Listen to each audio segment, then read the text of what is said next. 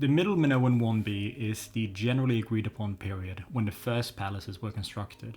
It is the end of the Prepalatial period, which would have lasted from the early Minoan 1 to the Middle Minoan 1a. A time span of around 1200 years, depending on whose chronology you follow, lasting from about 3100 BC to 1900 BC. The construction of the first palaces at Knossos, Phaistos and Malia is the start of the Protopalatial period, or sometimes called the Old Palace period.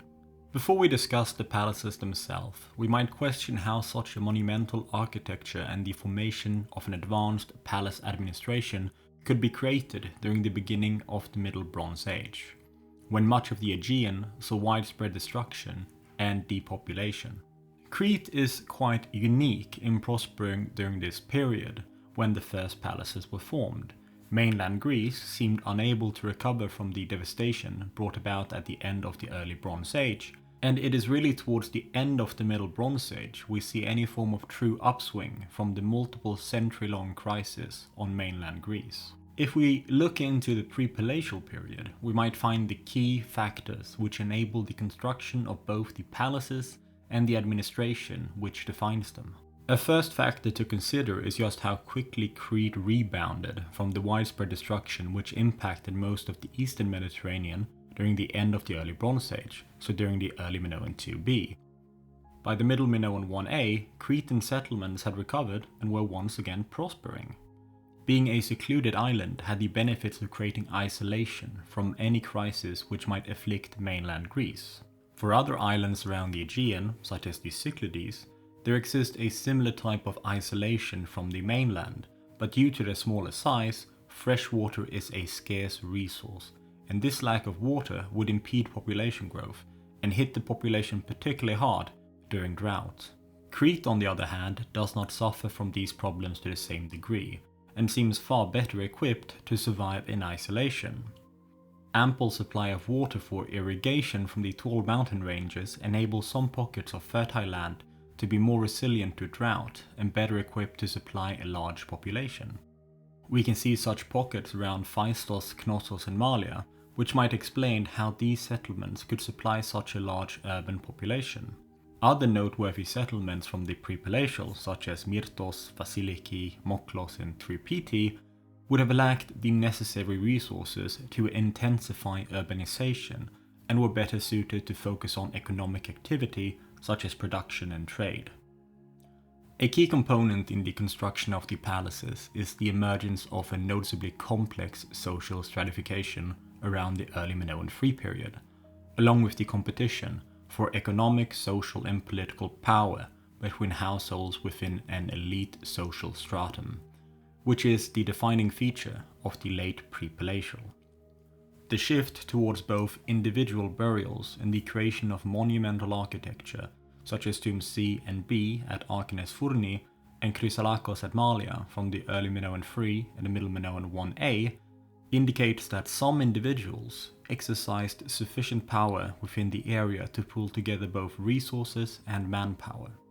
Whether this group of elite individuals ruled as if through an autocratic monarchy, a theocracy or an oligarchy is not known, but there existed a common social and material culture shared amongst these individuals throughout central and eastern Crete by the Middle Minoan 1a. The same class of wealthy individuals which constructed the monumental architecture were also consumers of prestige goods and foreign items.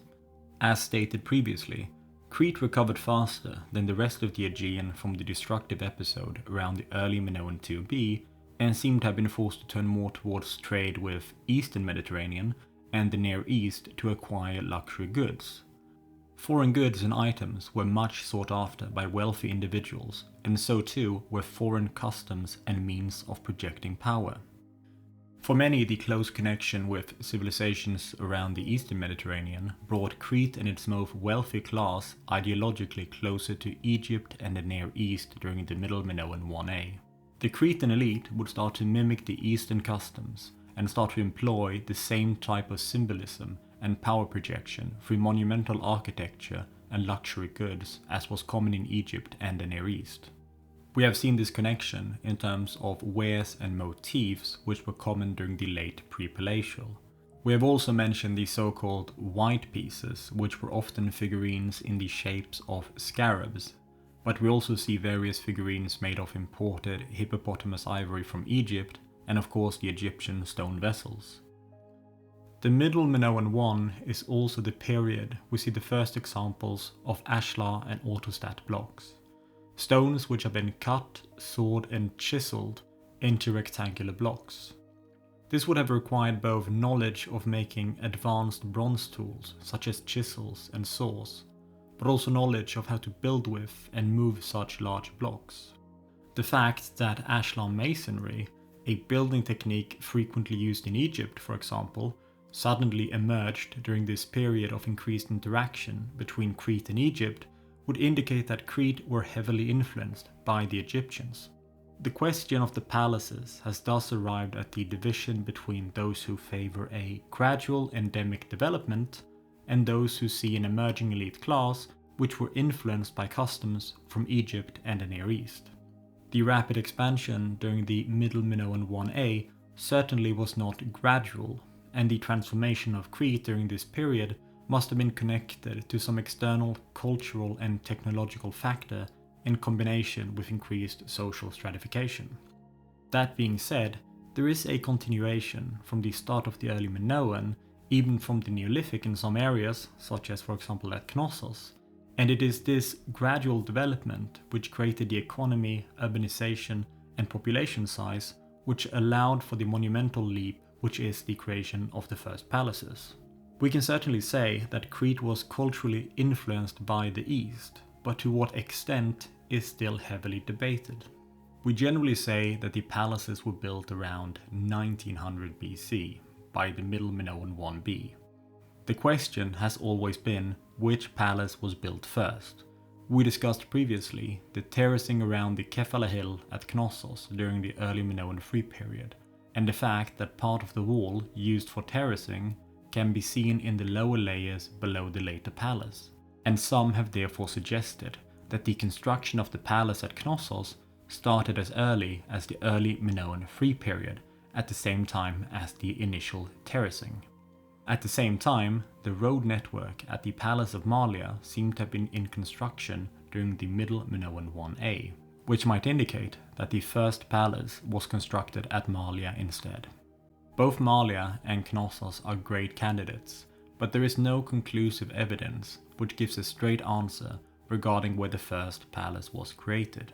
We generally speak of two palace periods, the first so-called Protopalatial or the Old Palace period, followed by the Neo or New Palace period after an intermezzo of sudden destruction around the end of the Middle Minoan II period. There is also a third palace period, the so-called Final or Monopalatial period.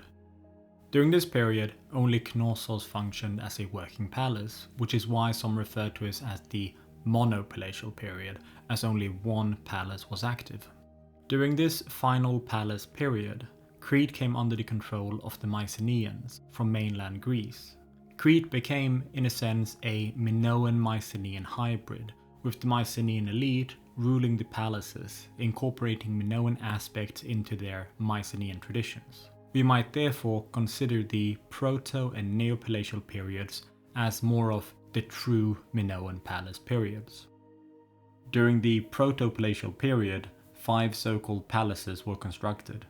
The 3 larger palaces at Phaistos, Knossos and Malia, as well as the smaller palace at Petras in eastern Crete, and the palace of Monastiraki in the Amari Valley. The palace at Knossos is a good candidate for being the location of the first palace. Built around the central court, which would have been in use for ceremonial purposes going back to the Neolithic period. The palace built during the Protopalatial period would have extended to nearly the same size as the later palace we see today.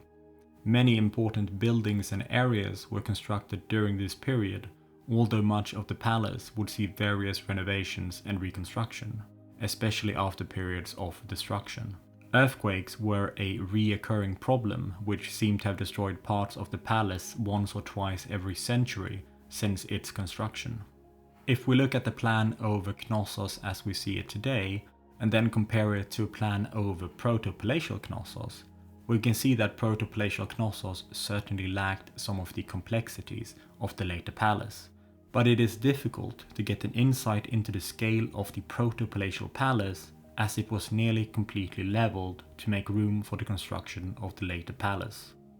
The West Court, which still stands today, would have been a part of the Protopalatial palace. From the second floor, spectators could look down over the court and the various processional walkways which were used during religious festivals. Looking along the west facade, we can see the remains of a low bench which runs along the palace where people could watch the ceremonies. The large pits, which are situated about 20 meters away from the west facade, are the so-called couloirs, which we have discussed earlier. They were a part of the Protopalatial palace. Although their function is still heavily debated, most would assume the pits functioned as granaries during harvesting festivals, with participants dropping some of the yield from their harvest into the pits during seasonal harvesting festivals. By the west facade, there is also evidence of some altars which would have been used for rituals during various religious activities. The west court would have served an important ceremonial function and would have also been the official entrance to the palace. Most people in religious processions would have arrived from the west, as the palace would have been to the east of the nearby town. They would have followed the royal road, which is still in great condition today, then turning south along the west court before entering the palace. From inside the palace, it quickly becomes apparent that storage, the act of controlling and administrating resources, was at the core of the palace function. The west magazines were constructed during this period, a long row of individual rooms which all would have functioned as storage, keeping multiple rows of jars and pithoi which contained liquids and agricultural products. The multiple walls which we see today are a later feature of the palace, but the Protopalatial palace would have had similar rooms for storage. We can see more remains of the old palace around the eastern slopes, a small storage area filled with elaborately decorated pithoi. This is the remains of the east magazines, given the designation magazines of the giant pithoi, due to the remarkable size of the pithoi found by Evans inside the complex. Just north, there exist a few more storage rooms which were in use from about the time of the first palaces, although very little remains today. Evans dated parts of northwestern Knossos to the Protopalatial period, calling it the Old Keep or the Early Keep. We can see it outlined here, looking out from the later throne room. You can see various metal grills which cover ceiling entrances to different rooms which Evan called cells, as he thought they functioned as prison cells due to the rooms being isolated from one another and would be entered from above. In total, there are 6 cells, which are now regarded as having functioned as storage rooms, as other similar rooms have been found at other palaces. The palace at Phaistos is somewhat easier to get a grip of, as most of the west wing of the Protopalatial palace was spared during the construction of the new palace.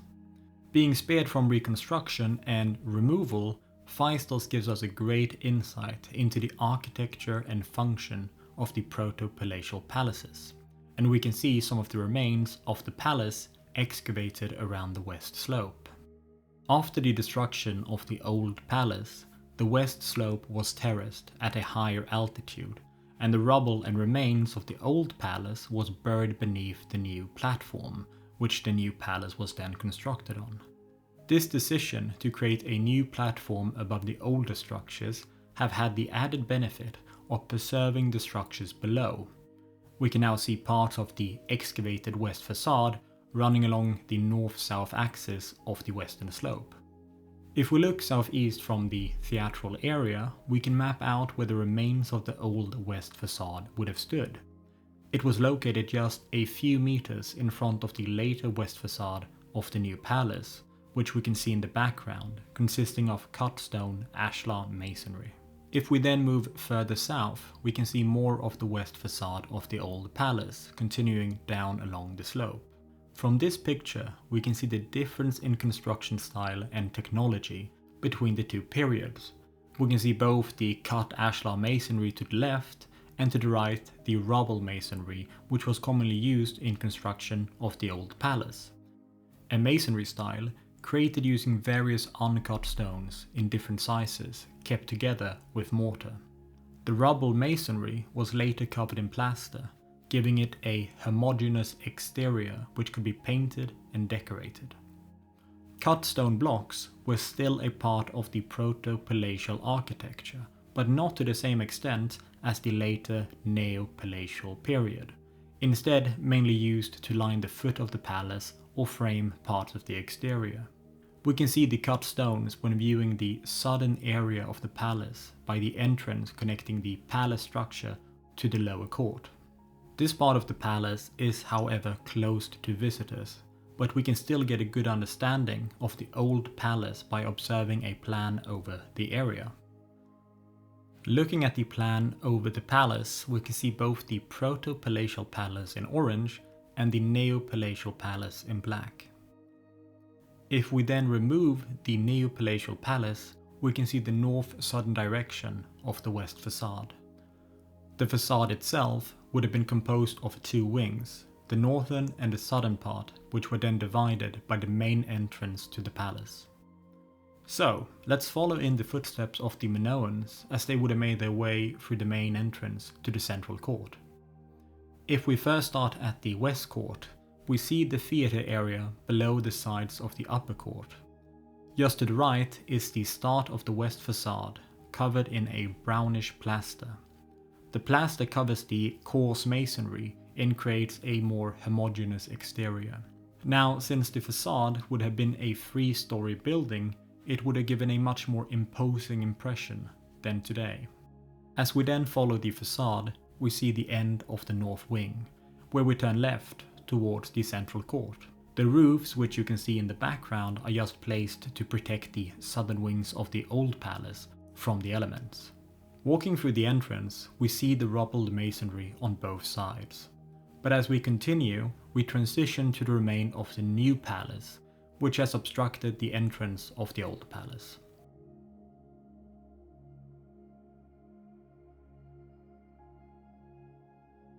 We now see the magnificent cut stone ashlar masonry, which lines both sides of the entrance as we enter the central court. In the background we see the fertile Mesera plain, along with the rugged Estrusia mountains further back, and then the important Kofinas Peak Sanctuary looking out over the palace. The building furthest to the north of the west facade has been identified as a shrine, mainly due to the existence of both an offering table and different cult items. Whether the 3 rooms functioned as an actual shrine is debated, and it is quite possible that the offering table could have been a half used for cooking. However, some of the rooms were used for the preparation of food and storage of liquids, probably connected to ceremonial consumption of foods and drinks. The room to the furthest east, room 8, would have been the main ceremonial cult room. The walls of the room would have been lined with benches where people would sit during ceremonies and engage in various cult practices, such as communal drinking, consumption of foods, and the pouring of libations. It is here we find most cult items, such as offering tables, triton shells, multiple zoomorphic pouring rhythons in the shape of bulls, figurines in the shape of various human body parts, and various polychrome wares, so-called Kamaris wares, used by participants for pouring, eating, and drinking. Just south of the shrine is the entrance to the north wing of the west facade. This area, further to the south of the shrine, was chiefly used for storage, but also some production, keeping large piphoi of various liquids and agricultural products. This part of the palace has mostly been filled in, but we can see some reconstruction of the giant piphoi, which would have been used for storage. Just like at Knossos, storage was an important function of the palace, and we can see the same couloirs, the circular pits, which we can see at Knossos. The couloirs at Knossos and Phaistos are both positioned at the west court, along the processional walkways. They both share the same construction and undoubtedly shared the same function, probably used as granaries and pits for depositing agricultural products during harvesting festivals, although some hold the view that the couloirs would have been pits for sacred trees, but of course it is always difficult to know. The south wing does not mirror the north wing, but they do carry some similarities. The use of cut stone around the foot of the palace wall, the rubble masonry, the plastered walls and multiple stories, probably a total of 3 stories.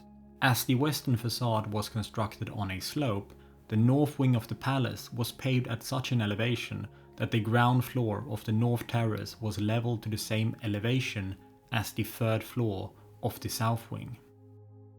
An impressive part of the southern wing is an entrance which would have been framed by protruding cut stone blocks. Orthostat stone blocks cut into rectangles and positioned upright. The entrance stood just in front of the lower court, which would have been in frequent use during the Protopalatial period, and therefore connected the smaller court to the larger palace structure. As the entrance would have acted as the main entrance into the west wing and the palace structure from the lower court, a lot of effort went into the construction of the entrance room. The floor was paved with limestone blocks, and the walls were lined with painted plaster. Some walls were also decorated with various patterns using gypsum. Once you left the entrance room and went into any of the adjacent rooms, you would have entered a complex maze of tiny plastered rooms with long corridors and benches. The width of most rooms was often far smaller than the walls which surrounded them. Cavities were often dug into the walls or into the floor to increase the potential storage of the room. It is quite difficult just to get a grip of the exact function of some of these rooms throughout the south wing. It seems as if the rooms were either used for storage, cooking, production of various wares, residency for some palace administrators, or communal feasting areas. It is from the south wing of the palace we find many remains of cups and jars which often were used during large banquets with communal feasting among the palace elite, often imagined as a form of symposium similar to those of the classical period. With the consumption of wine from various vessels, large amounts of available types of foods, enjoyed with music being played in the background.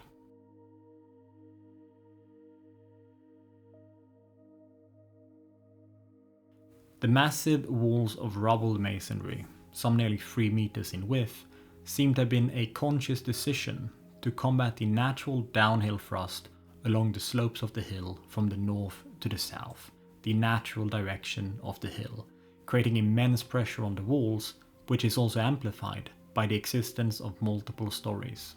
The decision to use some of these massive walls did contribute to structural integrity, and certainly helped with giving the whole palace a feeling of truly massive architecture, which basically characterized Protopalatial palace architecture on Crete. As the west facade still remains, it has truly taken the spotlight when discussing Protopalatial Phaistos due to its state of preservation. Yet the palace would have extended east, incorporating the central court. The central court would have been a core feature of the Protopalatial palace, just like the later Neopalatial palace. The old palace would therefore have been truly massive, extending over an area even larger than the later Neopalatial palace. Any individual looking towards the palace from the east would have seen the monumental architecture as it occupied a small hill in the middle of the Messara plain. Even looking from the very remote and difficult to access Kufina's Peak Sanctuary in the Astrusia Mountains, the outline of the palace would have been easy to discern. And from the central court, the Peak Sanctuary can also be seen in the background, just like the cult cave at Camares on the slopes of the Siluritis Mountains, located below the twin peaks which would have been sacred peaks in the mind of the Minoan inhabitants of the Messara plain. With descriptions such as the old and new palace, we might imagine 2 distinct periods in Phaistos history with an intermezzo of destruction before the creation of the new palace. But in reality, destruction was constant at Phaistos. Earthquakes were a constant fear, and for good reason. The first palace at Phaistos was constructed during a period of about 150 years, from the Middle Minoan 1b around 1900 BC to the end of the Middle Minoan 2b about 1750 BC. But at the end of the Middle Minoan 2b period, much of Crete was hit by a noticeable earthquake which destroyed parts of the palace west wing at Phaistos. Most of the buildings were abandoned and the palace was only partially rebuilt. But before the inhabitants of the palace could recover, a second earthquake hit the palace just a couple of years after the first one. This was the definite end of the old palace period at Phaistos, and the end of the Protopalatial period. The last large Protopalatial palace is located at Malia. It is basically completely buried beneath the later Neopalatial palace. Most soundings within the new palace have turned up evidence of the Protopalatial palace below the remains of the new palace. We therefore know of the existence of a Protopalatial palace between the Middle Minoan 1b and the Middle Minoan 2b, but we certainly lack any deeper understanding of the palace outline and architecture compared to the contemporary palace at Phaistos. If we look at the plan over the Palace of Malia, we see the outline of what we see today when we visit the palace, with the Neopalatial palace in black and the Protopalatial palace in brown. If we then remove the upper layers of the Neopalatial palace, we can see some of the remains of the Protopalatial palace hidden below the Neopalatial layers. We know there would have been some Protopalatial remains under the west wing. There would have been some form of administrative buildings, and parts of the west magazines were also constructed during this period. Other remains can be found around the east wing, the so-called east magazines, which can be dated to this period as well. It is an area designated for storage, which finds many parallels with the west magazines at Knossos. There is a long outer corridor which runs parallel with the central court, opening up to various narrow rooms fit for storage. Of course, we are seeing the neo or final palace remains at both Knossos and Malia, yet the Protopalatial wing would have had a similar outline and function. In the northeast, there is a similar storage area, which is supposed to have been constructed around the same time as the east magazines. The clearest remains of the palace from the Protopalatial period can be found around the northwestern sector, for the very simple reason that the area was untouched during the construction of the new palace. Adjacent to the northwestern area is the west wing of the old palace, buried below the layers of the Neopalatial palace. The west wing seemed to chiefly have been used for storage, just like the west wing at Knossos and Phaistos. But it is also around the west wing we find some of the most impressive items from Protopalatial Malia. A couple of ceremonial bronze swords have been found at the west wing. One example is a bronze sword decorated with a solid gold handle and an imported elephant ivory pommel. The reason for assuming that these swords would have been more ceremonial than actually used for combat is the decision to use small gold rivets to secure the blade to the hilt. These would probably not have been able to withstand all too much force before breaking, but they do certainly look impressive. A famous stone scepter, shaped like an axe, was also found by the west wing. It most certainly had a ceremonial or status function, one side shaped as an axe while the other is shaped like some type of feline cat. These items would certainly have been status items, wielded by palace officials or other powerful individuals, potentially used in ceremonies where the individuals in possession of such items might have played a specific role. The Protopalatial remains at Malia are best observed to the west of the palace, where various parts of the Protopalatial town have been excavated. So, leaving the palace and moving west, a small open area surrounded by various buildings and platforms for seating can be seen just to the northwest of the palace. This is the so-called agora, which probably functioned in a similar way as the theatral areas at other palaces. We have some great examples from both Phaistos and Knossos. The name agora originates from the initial assumption that the area would have been used for commercial purposes, as its formation is very similar to that of an agora, i.e. a market of the classical period. The agora could certainly have had a commercial function, as well as being an area for theatrical displays, and or possibly an assembly of some sorts for a town council which administrated the area outside the palace. Then just south of the agora existed a small building, a crypt of sorts, partially located underground and used for cult activity. A building which is very unique in the architecture of Minoan Crete during this period. It was coined the Hypostyle crypt, with hypostyle translating to under column, so basically a room with a roof upheld by columns. The Hypostyle crypt was easily reached from the northwest side of the palace. From here we can see the eastern part of the building, which would have been used for storage, but then in the background we see the crypt part of the building, which was accessed through a set of descending stairs. Here we can see the plastered walls along with benches. The benches gives us a good indication that the area would have been used for ceremonial activities, and the thick plaster is very typical for the time period. The crypt would have been constructed as a series of chambers separated by individual doorways, which were framed by wooden beams. We can even see the remains of where the wooden beams would have been positioned to frame the doorway and the adjacent window into the next chamber. It is quite likely that each room would have served a function in a greater ritual. Looking from the west, we can see all these chambers, and descending the stairs, the participants would have been seated by the plastered covered benches, which lines the first chamber. Here the participants are imagined as having engaged in communal consumption of foods and liquids before heading further into the crypt, through the hypostyle room with 4 columns in 2 rows. Along the sides, you can see the impressive ashlar masonry, large rectangular square cut stones which during the Protopalatial period would also have been covered by a thick layer of plaster. The Hypostyle crypt was then also in use during the period of the new palace, so in the Neopalatial period, and what remained from the Protopalatial was after the destruction at the end of the Middle Minoan 2b, so at the end of the older Protopalatial period, removed as the building was then put to use again. This has to some degree reduced our understanding of the exact function of the room, as there are no Protopalatial remains. The decision to have the crypt submerged, so dug into the ground, might indicate that the religious function of the structure was very similar to that of cave sanctuaries or dark pillar crypts, potentially connecting these ceremonies to some chthonic god of the underworld. It is also possible that the area was a gathering place for the palace elite as the original excavator suggested, but the various benches and submerged construction does align with some form of cult function. Leaving the Hypostyle crypt, a path would have continued west to another part of the town, given the name Quartier Mu by the French archaeologist who first excavated the area.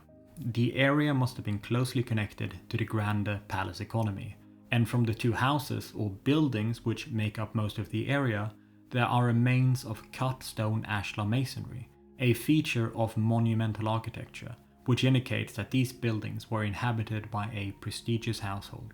To put it into perspective, outside of the palaces, Building A at Quartier Mu was the largest example of monumental architecture from the Protopalatial period. The earliest building would probably have been the house in the central part of the area, Building A. It was entered from the south, where a later expansion of the building now stands, probably built around the middle of the Middle Minoan II period. Entering into the building, you would first stand at a lightwell, which would allow for natural light to be transported to both the second and ground floor, as this was a multi-storied building. The lightwell left an opening in the roof, with the upper floor supported by 2 columns, which you can see here. We can sort of get a good example of the function of a lightwell from Knossos, just looking at Evan's reconstruction of the Queen's Megaron from the Neopalatial period. To the furthest right, we can see the lightwell itself, an area open to the sky. And just at the edge, we see 2 columns, just like we see at Building A. If we then move up another level, we notice how the same architectural principles of the lightwell can be found on the second floor, with 2 columns which open up for light to reach the inner confines of the palace. And the lightwell at Building A at Quartier Mu would have had a similar effect. Just around the corner of the entrance we find the stairs to the second floor, an area we know very little about, probably partially used as living quarters for the household. Just in the room to the west of the lightwell, we find the oldest example of what had been termed a lustral basin, a deep sunken square room covered in plaster and often painted in various colors. The basin was accessed through a small stairway which we can see in the southeast of the room. The reason the existence of a lustral basin is so surprising is due to the fact that it is typically viewed as an example of neopalatial palace architecture. To find it outside the palace structure as well as in the Protopalatial period indicates that there is a lot of continuity between the two palace periods, and many architectural features which we connect with the Neopalatial period often had their starts in the Protopalatial. It is difficult to know the exact function of the lustral basin. It probably served a form of cult or religious function, possibly some form of ritualistic cleansing, as it has been argued that the basin was partially filled with water. But there is also ample evidence of initiation rituals for adolescent girls into womanhood. It is very possible that various forms of rituals were undertaken at the lustral basin, but we will discuss the structure further as we enter into the Neopalatial period. The complex to the left of the basin has been labelled as an altar room due to the existence of a rectangular hearth with a circular depression, which were quite common in various sanctuaries. The altar room and the lustral basin could have been used in combination, creating a small religious complex. Then in the northwest, behind the room with the lustral basin, there are 4 small adjacent rooms constructed for the purpose of storage. The last feature of Building A is the polythyron, a room with multiple doorways, basically pillars which would have divided the passage from east to west. Polythyra basically translates to multi-door and is the origin of the name. The Minoan polythyron is a key architectural feature of the Neo and Final Palace period. What remains of the polythyron at Building A is basically just the floor of the room itself. But if we look at the plan of Building A as it would have stood at the Protopalatial period, we can see the 4 pillars, or piers, creating the multiple doorways which give the room its name. If we look at the polythyron from Knossos, we can get a better idea of how the room would have looked. Looking into the throne room at Knossos from the central court, we can see Arthur Evans' reconstruction of the polythyron. We can see the piers which would have framed the multiple doorways, and we can imagine that the polythyron at Building A would have looked similar, or at least served a similar function, although being noticeably smaller. The second noteworthy building from Quartier Mu is Building B, which, like Building A, must have been the home of a wealthy family. The building was adjacent to Building A, and you can even see it here in the background. The upper part of the building would have had a central light well bring light down to the ground floor. This part of the building would have chiefly served an administrative function, with various clay tablets being found around the upper floor. The best preserved area is the southwest basement part, which can be reached through a small stairway. Just by the stairway is a recreation of how the timber framing would have supported the upper floor, with massive lateral beams crossed by smaller beams covered with clay bricks and filled with plaster, creating a solid, sturdy floor. Most of the rooms in the basement were used for storage and were found with multiple piphoi and jars stashed along the walls. We can see the remains of the elevated benches around the outline of the room where the piphoi once would have stood. If we then leave the main houses, we can get a better understanding of the area. At some point during the late Protopalatial period, Building A was extended further south. Both buildings had a nearby annex which helped with storage, and just northwest of Building B is Building D, which would have functioned as an annex, and east of Building A is Building F, the annex to Building A.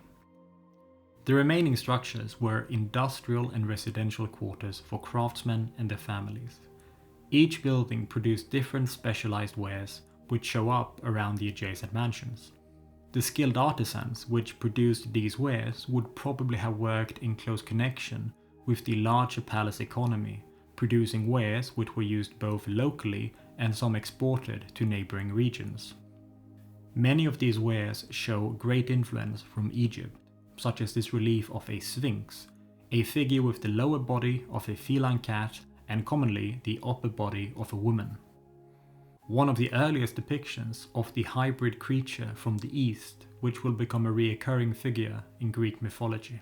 A seal workshop in the northeast produced a large amount of seals for administrative functions, which were used by various palace officials. The artisans at the workshop also produced inscribed documents with Cretan hieroglyphics, a script which was used for administration around the palaces of mainly north-central Crete during the Protopalatial period. Just next door was a potter's workshop which produced fine wares, and just south a workshop inhabited by a household of metal workers. These artisans produced some impressive wares, some of which were found scattered around the area. A decorated dagger with a wooden hilt covered in dazzling gold found at Quartier Mu would have been an impressive status symbol, worn by some high-ranking individual who wished to display authority and wealth. A golden weapon such as this would not have been intended for combat. It is instead a luxury artifact, a social or potentially religious artifact, a tool intended to display the elevated social position of the wielder in the palatial hierarchy. Now, before we leave Protopalatial Malia, we should consider the architectural features of the polythyron and the lustral basin found at Building A, as well as the lightwell found at both Quartier Mu and the Hypostyle crypt. These three features are essential parts in the so-called Minoan Hall, a distinctive architectural innovation which defines the Minoan palaces and some other monumental building outside of the palaces during the Neopalatial period. Malia is basically the only area from the Protopalatial period where we have definite evidence of these structures. It is quite possible that some Neopalatial Minoan halls at other palaces with lustral basins, polythyrons, and lightwells were reconstructions of similar protopalatial structures. But to see these features in a protopalatial context makes Quartier Mu rather unique. We can truly say that the construction of the first palaces were the start of a new era on Crete. In a sense, it is the start of a more homogeneous Minoan religious, material and architectural culture. We can to some degree state that it is during this period that Crete truly becomes Minoan. Previous structures of the Prepalatial were smaller houses oriented around the inhabitants who resided in the houses, intended to fill the needs of its residents. If we look at Tripiti, for example, the small hamlet by the Libyan Sea just east of Phaistos, we see individual small houses intended for a single household which all resembles one another in function. Of course, there are some houses which were certainly ostentatious and grand, such as the Red House at Vasiliki, but the palaces were different. They were constructed on a monumental scale with the ambition to impress and overwhelm any visitor. They were to some degree a monumental prestige structure, not intended to fill the function of their residents, but to enable a state and its bureaucracy to function. So were Malia, Knossos or Phaistos palaces in the same sense that we understand the word palace, as the residence of a king or other type of ruler? The reason we refer to these structures as palaces is that Evans envisioned the palace as a royal residence. For him, Knossos would have been the residence of a royal king like the mythological Minos. Since Evans first started to publish the results of his excavation at Knossos around the beginning of the 1900s, many new proposed forms of governance have been attributed to the Minoans, with everything from a priestess or priest theocracy to a religious aristocracy being proposed as alternate forms of government. However, the palace label still remains, and exactly what the prerequisites for a settlement or building to be considered a palace is still hotly debated. Two other palace candidates of the Protopalatial can be found at Petras in the east and Monastiraki to the west of Phaistos in the Amari Valley. Both sport the standard central court, the polythyron, areas for storage and industry, as well as residential quarters. Both used seals and employed written language for administrating the palace. We may consider both Petras and Monastiraki as palaces, just at different scales and function than that of Phaistos, Malia and Knossos. If we compare the size of the central court at Petras with that of Malia, we can see the difference in scale. The central court at Monastiraki, on the other hand, was much larger, not as large as that of Malia, but still impressive. Yet Monastiraki seemed to have been very dependent on Phaistos, as if a satellite state of the much larger palace, lacking the autonomy expected of a palace. So depending on where you draw the line for a structure to be considered a palace, Monastiraki or Petras may or may not be included. While Petras lacks the size of other palaces, Monastiraki seems to lack the autonomy, making them either a different type of palace or not a palace at all.